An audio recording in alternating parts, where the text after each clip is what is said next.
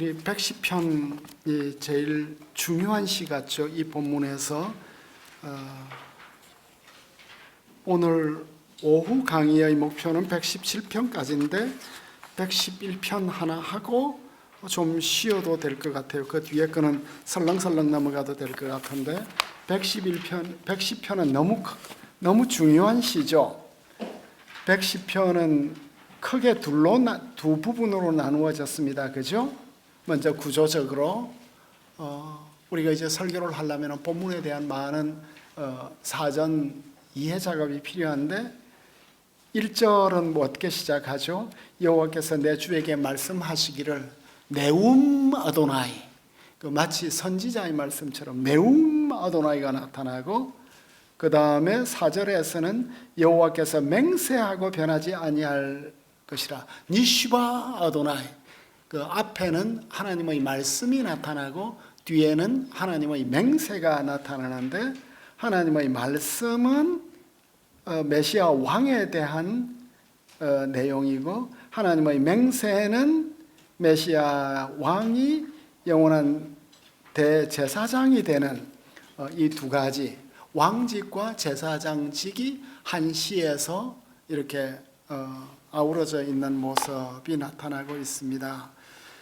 저희 글에 보면 아주 짤막한 인트로덕션이 있는데, 어쨌든 본시편에서 보니까 본시편에서 성전의 제사장 선지자는 새 왕이 등극하던 날에 그에게 내가 내 원수로 내 발등상 되게 하기까지 너는 내 우편에 앉으라는 신탁의 말씀, 하나님 말씀을 전해줬습니다.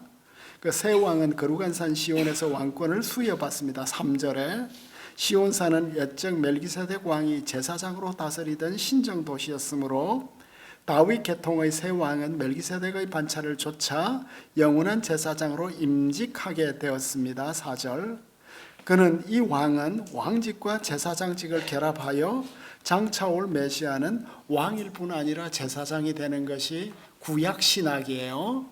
시편 신학이고, 이제 장차올 메시아가 드디어 제사장 직무까지 하게 되는 것인데, 우리가 시편 51편을 할 때 우리는 주로 타락한 메시아 왕의 관점에서만 보았는데, 혹시 이 왕이 대제사장으로서 백성의 죄를 고백한 것이 아닌가 하는 그 메시아직, 왕직과 메시아직의 그 관계 속에서 우리가 본문을 생각을 해 보았는데, 여기에서는 왕직과 메시아직이 한 인격 속에 이제 통합되고 있죠. 이 시편 참 어려운 시예요. 제가 2절, 3절, 우리가 헌신 예배 때 제일 많이 사용하는 구절이죠. 그 권능의 날에 주의 백성들이 거룩한 옷을 입고 즐거이 헌신한다. 새벽 이슬 같은 주의 청년들이 주님께 나오나. 청년 헌신 예배 핵심 본문인데 이거 번역하는 데만 한 달 걸렸던 것 같아요. 요 한 절 이게 너무너무 어려운 단어예요. 그리고 굉장히 그 신화적인 이미지도 있고 굉장히 오랫동안 고민을 했던 것인데, 그만큼 시는 어렵죠. 히브리 시는 어려워요. 어려운 시지만 어쨌든 메시지는 분명하죠. 어려운 시임에도 불구하고 신약에서는 제일 많이 인용됐습니다. 예수님은 본 시편에 근거해서 자신이 다윗 자손으로서 다윗의 주가됨을 가르쳤습니다. 사도 베드로는 오순절 설교에서 바로 본 시편에 근거해서 예수님의 부활을 증거했습니다. 110편은 오순절 설교의 절정이었습니다. 초대교회는 이 시편 속에서 부활하시고 성천하신 그리스도의 모습을 보았습니다. 이제 그리스도는 하나님의 보좌 우편에 앉아서 자신의 왕권을 행사하십니다. 사도 바울도 예수님의 부활 속에서 모든 원수를 그의 발 아래에 둠을 보았습니다. 여러 구절에서 히브리서 기자는 너는 영원히 멜기세덱의 반차를 좇는 제사장이라는 말씀을 통해서 예수님의 제사장직은 아론의 제사장직보다 더 우월함을 논증했습니다. 이리하여 신약의 교회는 110편에 근거하여 예수님을 참된 왕과 참된 제사장으로 믿고 따르게 되었습니다. 이제 제일 어려운 문제가 1절이죠. 여호와께서 내 주에게 말씀하시기를 내가 내 원수들로 내 발판이 되게 하기까지 너는 내 오른쪽에 앉아 있어라. 이 말씀이 도대체 무슨 말씀이에요? 주 하나님이 계시고 내 주가 있어요. 그리고 내가 있어요. 너가 있고, 그러면은 여기에서 화자가 누구예요? 화자가 이 말을 하는 사람이 누구예요? 시편의 컨텍스트에서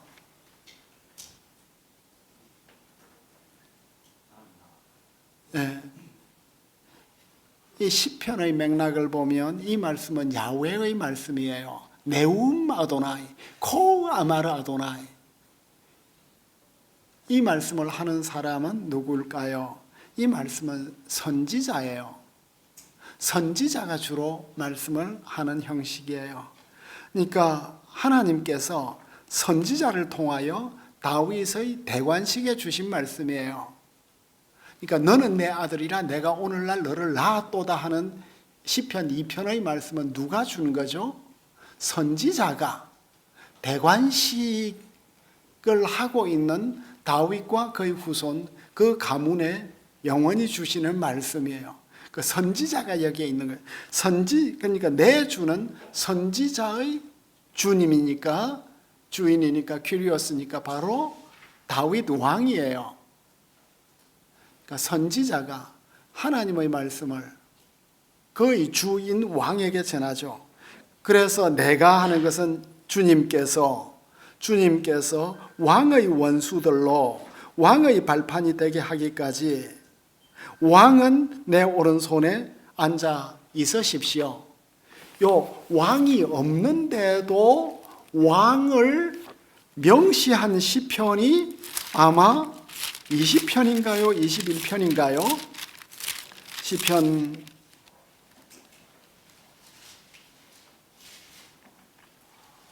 내 마음의 소원 21편이네요. 왕이 여호와를 의지한다. 왕의 손이 왕이 노하실 때 이 시편 21편에 왕이 많이 나오지 않아요.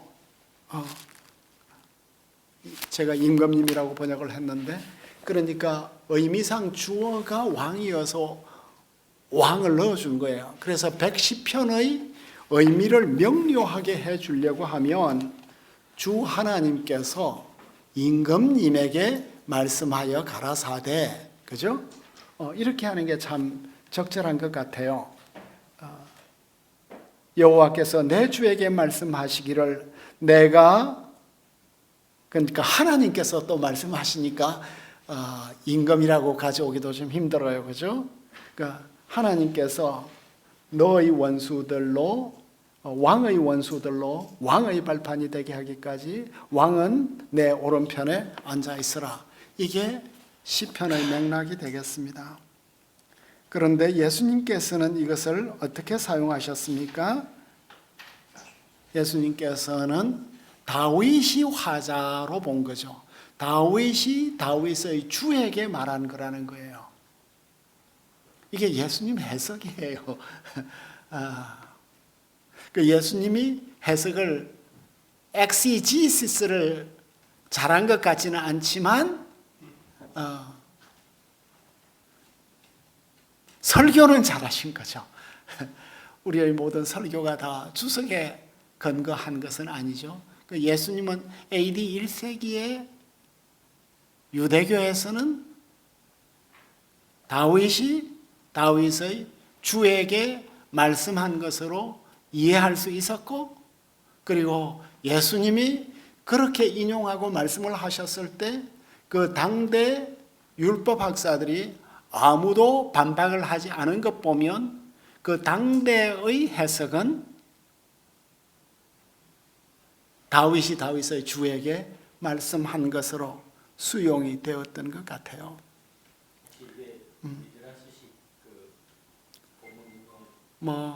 그 미드라시로 이야기를 한다면 미드라시가 될 수도 있고, 미드라시라는 그 개념이 너무나 이제 넓어가지고 미드라시를 여기에 갖다 대면 또 어떤 저항이 생길 수 있을 것 같아요.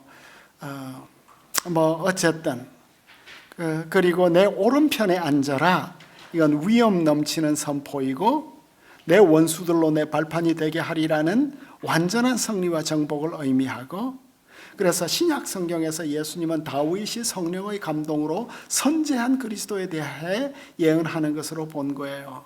그래서 신약 성경에서 호 키리오스는 주는 바로 주 하나님이고 내 주 키리오스 무는 선지한 메시아이고, 이렇게 보고 있습니다. 이리하여 예수님은 그의 모든 대적들을 정복하고 하나님의 권능의 우편에 앉을 것을 바라보고 있는, 이리하여 이 본문은 구약에서 가장 중요한 기독론적 진술이 되었습니다. 예수님은 이 말씀은 마태복음, 마가복음, 누가복음에 다 인용되었고, 다시 내 오른쪽에 앉아라 하는 이 말씀은 예수님께서 이제 가야바에게 신문 받을 때 이후에 인자가 권능의 우편에 앉아 있는 것과 구름 타고 오는 것을 보리라. 그 예수님이 신성모독을 했다는 결정적 이런 진술이 되었죠. 그러니까 이게 미드라시냐 아니냐. AD 1세기에는 미드라시보다는 주해였을 거예요. 그리고 또 이제 우리가 정경적 차원에서 본다면 다윗에게 주신 말씀도 진실하지만 주님이 해석한 것도 진실하다고 볼 수가 있어요. 왜냐하면 휴먼 오스가 인간 저자는 선지자, 다윗의 궁궐 선지자가 다윗에게 준 말씀이지만 디바인 오스는 신적 저자는 이 말씀을 통해서 더 큰 예언을 담을 수가 있는 거거든요. 이건 이제 해석학적인 차원이죠. 그러니까 인간이 자기가 한 말 속에 예언이 있는 것도 모르고 예언을 할 수가 있는 거죠.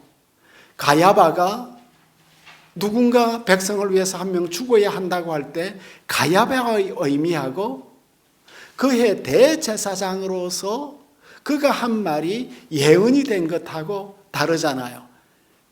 그 휴먼 인간적 의미하고 신적 의미가 두 개의 차원이 함께 가는 것처럼 이 본문에서도 그렇게 되었다고 설명을 하는 것이 훨씬 더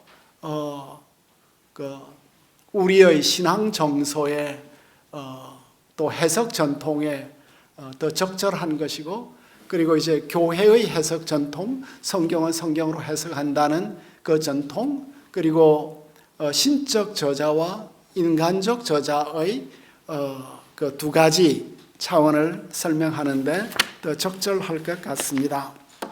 그리고 이제 이 본문 그 같은 부분에서 질문이 있어요. 신약에 보면 구약을 이렇게 많이 인용을 하는 부분에 있어서 찾아보면 맥락이 맞는 게 있긴 한데 전혀 맥락이 맞지 않는 워딩을 신약에서 인용하고 있는 부분이 많아서 굉장히 헷갈리는 부분이 있는데 그것도 방금 말씀하신 그런 그 차원에서 이렇게 받아들이겠습니다. 그러니까 이제 호세아가 말하기를 나는 내 아들을 애굽에서 불렀다. 호세아가 말한 것은 출애굽이거든요. 그런데 신약에서는 예수님이 애굽 진짜 내려가고 애굽에 있던 예수님이 이 나사렛에 올라가는 예언이 된 거거든요. 신약의 구약 인용은 상당히 복잡한 문제이긴 한데 이걸 이제 우리가 교회의 컨텍스트에서 이제 설명을 하는 것하고 학문적 컨텍스트에서 설명하는 것은 다를 거예요. 신약이 구약을 인용을 하는 데 있어서는 여러 가지 복잡한 문제가 있는데 그 유대인적 해석을 그 당시 유대인들 힐렐과 샴마이 하약바 힐렐의 성경 해석학을 따라서 구약을 해석하는 것도 있고 쿰란에서 구약을 해석하는 방법으로 구약을 해석한 것도 있고 종말론적으로, 그리고 페시아르 방법으로 이것은 그것이다. 그 다음에 이제 알렉산드리아에서 사용하는 방식으로 하갈과 사라는 알레고리다 이렇게 이야기를 하잖아요. 그러니까 신약 성경이 구약 성경을 인용을 할 때는 그냥 신적 저자가 영감을 주어서 이렇게 기록을 했다라고만 말을 하면 이건 또 가현설이 될 수가 있어요. 우리의 영감관에는 이렇게 상충되는 것이 될 수 있습니다. 신약 성경의 구약 성경 인용은 당대 팔레스타인에 있었던 다양한 성경 해석을 다 사용을 해서 이렇게 여러 가지 유형으로 구약을 인용을 해요. 그러니까 그 방법들을 본다면 당대의 해석으로는 충분히 make sense 하다 이렇게 이해를 할 수가 있죠. 그렇지만 이런 설명만으로는 이 비약을 또 설명하기가 좀 어려운 거예요. 그 점에 있어서 우리의 영감 교리, 성령의 감동 교리가 저는 필요하다고 생각되어져요. 이 성령의 감동으로 신적 의미, 이게 바로 이제 성경 해석학적으로 말한다면 독자 반응 의미가 될 수 있고, 그죠? 독자 반응 의미가 될 수 있고, 독자가 저자가 되는 것일 수도 있고, 그렇지만 이제 성령의 감동 가운데서 이루어졌다는 이런 영감 교리를 우리가 살릴 수 있기 때문에 우리가 전통적으로 가지고 있는 이 성경 해석적 원리는 여전히 유효하다고 생각되어져요. 스케치하고 완성된 유화의 관계처럼. 그래서 이제 정말 이제 그 유대인들 미드라시식 해석 뭐 어떤 말을 보면 이게 비약이 그렇죠. 그런 점에서 신약에서 예수님도 많이 인용하신 그 부분에 있어서 구약의 그 워딩들, 말하자면 선택 전체적인 맥락이 아니라 워딩들을 끌어오는 그 방식들이 당시 어떤 맞아요. 유대인들의 어떤 미드라시식 그 당시 아니라 그런 방식을 차용한 건 아닌가? 그런 요소가 있어요. 그래서 이제 건드리 같은 경우는 마태복음 전체가 미드라시라고 이야기를 해버리죠. 이제 미드라시라고 이야기를 해버리면 제가 우려하는 것은 역사성이 없어지는 거예요. 인간의 창의성만 있고, 이제 미드라시가 있지만 제가 이제 계속해서 붙들고 싶은 건 뭐냐면 당대 1세기의 해석 방식을 기독교가 사용을 했다는 거예요. 우리가 우리 시대의 설교를 할 때 우리 시대의 여러 가지 해석 방법을 사용하듯이 인간 저자의 모든 것들을 다 사용하니까, 그래서 이제 학문적인 그 논증도 필요하고 이런 신앙적인 설명도 같이 가야 되고, 특별히 교회에서는 이 신앙적 설명이 중요하다고 생각되어지죠. 시편 110편 너무 큰 시죠. 이제 내 오른편에 있으라 하는 이것은 사도행전 2장에서 다윗이 하늘에 올라가지 못했으나 다윗의 무덤 여기에 있지 않느냐, 베드로 설교할 때. 그 당시는 아직 로마에 의해서 멸망하지 않았기 때문에 다윗의 무덤이 실제로 예루살렘에 있었어요. 그러니까 예수 무덤에는 시체가 없지 않냐, 무덤이 없지 않냐, 굉장히 강력했죠. 이 본문을 통해서 하나님의 보좌 우편에 올라갔다. 바울은 부활을 설명하기 위해서 그가 그 모든 원수를 그 발 아래 둔다, 이런 말씀을 하시죠. 그리고 이제 특별히 중요한 것은 히브리서 같아요. 히브리서 기자가 멜기세덱의 서열을 따라서 영원한 대제사장이 되리라. 멜기세덱의 반차를 쫓는 예수님이 되었습니다. 멜기세덱은 원래 예루살렘에서 다스렸던 재정일치의 왕이었는데 이제 다윗은 예루살렘에서 왕이 되었습니다. 그래서 멜기세덱이 가졌던 제사장직을 이어받았을 것입니다. 이스라엘에서는 왕직과 제사장이 분리되었지만 메시아 왕은 제사장직을 통합할 것입니다. 원래 이스라엘은 넓은 의미에서 제사장 나라와 거룩한 백성으로 부름을 받았습니다. 예레미야 30장 21절에 따르면 미래의 메시아 왕은 제사장으로 하나님께 가까이 나아갈 수 있는 자입니다. 이후 스가랴는 이 비전을 이어받았습니다. 스룹바벨이 제사장 역할을 하니까 히브리서 기자는 예수님 안에서 이 예언이 성취되었다고 선언을 하고 있습니다. 그리고 신약 성경 기자들은 전부 이 예언을 그리스도에게 적용을 시키고 있습니다. 예수님은 거룩하고 무엄하며 죄인들에게 분리되고 하늘보다 더 높아진 대제사장 예수에게 예수께서 우리의 항구적인 중보자가 되었다고 히브리서 기자는 선언하고 있죠. 역사의 모델을 예수님에게 적용을 하게 되었습니다. 잠깐 쉬었다 오죠.